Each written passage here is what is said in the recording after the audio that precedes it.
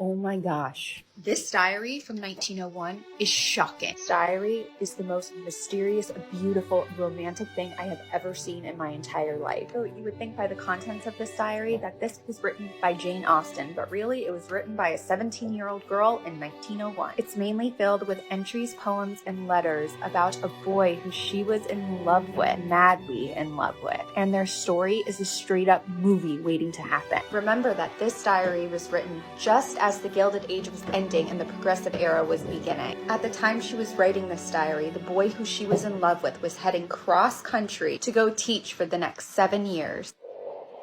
There's construction happening right now. All right, we're just gonna go with it. They both decide that nothing can happen as they are living at opposite ends of the country, but that if in 7 years, when he does come back and he still loves her, then they'll get married. She says, I shall go with other fellows, and he with other girls, still being true to each other. In my heart and soul there is a love like unto nothing I have ever known, the inspiration for all my future life.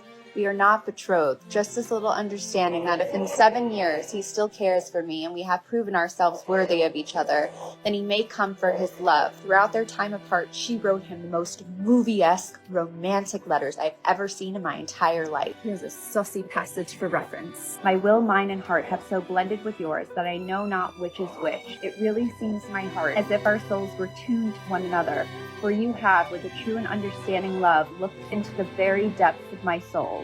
Your hand has laid on my heartstrings, thereby drawing forth a chord of purest music. So you're probably wondering, did he ever come back? Did they get married? What happened? After heaps of research, I found out that they did get married and they had 6 children in the span of 13 years. However, by this time, World War I was just around the corner and her love was drafted. So he was about to leave his wife and children behind. He went off to fight in World War I and did survive. Now, a lot happened in between World War I and the time that they both passed away. However, we don't have time to talk about that in 3 minutes.